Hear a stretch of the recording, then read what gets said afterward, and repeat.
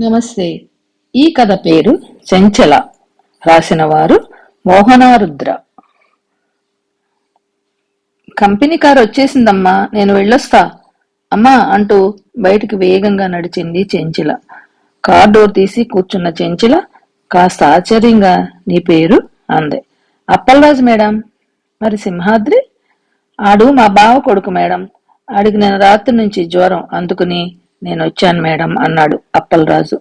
చెంచల ఫోన్లోనే office mails check చేసుకుంటుంది.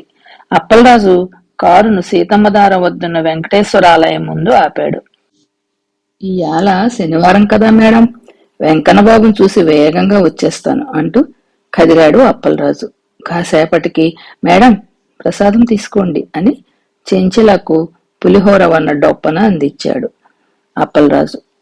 పులిహోర డొప్పన అందుకున్న చెంచల కళ్ళకద్దుకుని తినసాగింది. 10 నిమిషాలయ్యాక అప్పలరాజు కారును స్లో చేసి వెనక్కి తిరిగి చూశాడు. చెంచల ఓ పక్కకి వాలిపోయి ఉంటాను చూసి నవ్వుతూ జేబులోని ఫోన్ అందుకున్నాడు. నేనే, పని ఫినిష్ అయింది, 15 గంటలో నీ ముందుంటా, పెట్టం తీసుకో, నాకు సొమ్మిచ్చుకో అని ఫోన్ కట్ చేసి కారును వేగంగా ముందుకు పానిచ్చాడు. చెంచల భారంగా కళ్ళు తెరిచింది. పరిసరాలను పరిశీలనంగా చూసి ఆశ్చర్యపోయింది. ఉన్న చోటు నుంచి కదిలేందుకు ప్రయత్నించి విఫలమైంది.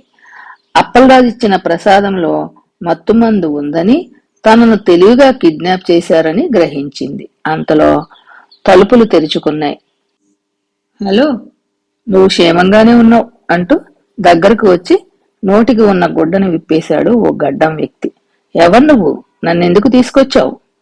నా పేరు గురుపాదం, అందాన్ని వేటాడమే నా పని అన్నాడు ఆ వ్యక్తి నిర్లక్ష్యంగా తన గడ్డాన్ని సవరించుకుంటూ. నీకేం కావాలి? లాభం, అందంతో వచ్చే లాభం. నువ్విక తిరిగి ఇంటికి వెళ్లే ఆశలు వదులుకో. త్వరలోనే నిన్ను అరబ్ షేకులకు బేరం పెడతా, లక్షలు పట్టేస్తా. ఇప్పటిదాకా చాలా మంది అమ్మాయిల్ని ఇలాగే కిడ్నాప్ చేసి అమ్మేశా, కాదంటే ఈ గదిలోనే చంపేశా అన్నాడు గురుపాదం. గుండెల్లో పిడుగు పడినట్లయింది చెంచలకు. హెల్ప్ హెల్ప్ అంటూ గట్టిగా అరిచింది. ఆమె అరుపులకు పక్కున నవ్విన గురుపాదం ఆమె చేతికి కాళ్ళకి ఉన్న కట్టులను కూడా విప్పేస్తూ, నువ్వు తప్పించుకోలేవు పాపా, ఎందుకంటే నువ్వు శివారులో ఉన్న రాజావారి తోట బంగ్లాలో ఉన్నావు. నీ అరుపు కనీసం ఈ గది గోడలను కూడా దాటవు. తప్పించుకునే ప్రయత్నాలు మాని మెప్పించే ప్రయత్నం చెయ్యి అంటూ గత్తలుపులు వేసి వెళ్లిపోయాడు గురుపాదం. గురుపాదం, నీకు లోన్ శాంక్షన్ అయ్యిందయ్యా, ఇవిగో కాగితాలు, లోన్ శాంక్షన్ కి వెళ్లి చెక్కు తీసుకో. మరి నీ వంతు లాంఛనం అంటూ నసికాడు బ్యాంకు మేనేజర్. అది అలా ఉంచండి సార్, లేత పెట్ట వచ్చింది, ఈ రాత్రికి మీరు వస్తే బాగుంటుంది, మళ్ళా 2 రోజుల్లో అరబ్ షేకులు పట్టుకుపోతారు అన్నాడు గురుపాదం చాలా చనువుగా. అంగీకారంగా తలూపాడు బ్యాంకు మేనేజర్. ఆ రోజు రాత్రి బ్యాంకు మేనేజర్ చెంచల ముందు మైకంలో తూలుతున్నాడు. చెంచల పరిస్థితిని అర్థం చేసుకుంది. ఈ ముసలివాణ్ణి మందులో ముంచి తప్పించుకోవాలనుకుంది. అనుకున్నదే తడుగా ఎదురుగా ఉన్న విస్కీ బాటిల్ తీసుకుని అతని చేతిలో ఉన్న గ్లాసులో పోసి అతని నోటికి అందించింది. అతడు ఆమెను చూస్తూ గ్లాసు మీద గ్లాసు ఖాళీ చేసి మత్తుగా మంచం మీదకు ఒరిగిపోయాడు. ఏ మాత్రం ఆలస్యం చేయని చెంచల బ్యాంక్ మేనేజర్ జేబులోంచి సెల్ ఫోన్ బయటికి తీసి పోలీస్ స్టేషన్ కి ఫోన్ చేసింది, సహాయం కోరింది. అలికిడి కావటంతో ఖాళీ విస్కీ బాటిల్ అందుకున్న చెంచల తలుపు వెనుక దాక్కుంది. గది లోపలికొచ్చిన గురుపాదం తల పగలగొట్టింది.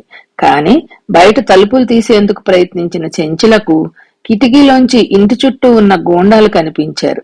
దాంతో తప్పించుకోవడానికి ఎలాంటి ప్రయత్నం చేయకుండా పోలీసుల రాక్ కోసం ఎదురు చూస్తూ ఉండిపోయింది. పోలీస్ సైరన్ విన్న గూండాలు పారిపోగా ఎస్ఐ గిరి కానిస్టేబుల్ తో కలిసి తలుపు తీసుకుని వేగంగా లోనకొచ్చాడు.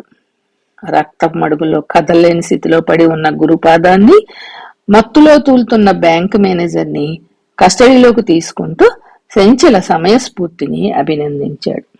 ఈ కథ ఇంతటితో సమాప్తం. ఈ కథ నచ్చినట్లయితే లైక్ చేయండి,